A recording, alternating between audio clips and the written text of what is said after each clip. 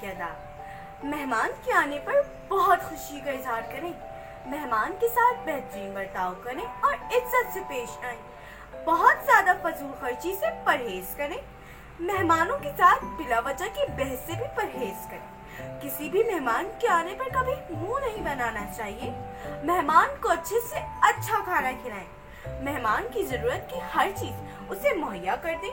मेहमान रुखसत होने लगे तो उसे दरवाजे तक छोड़े जाना सुन्नत है। शुक्रिया।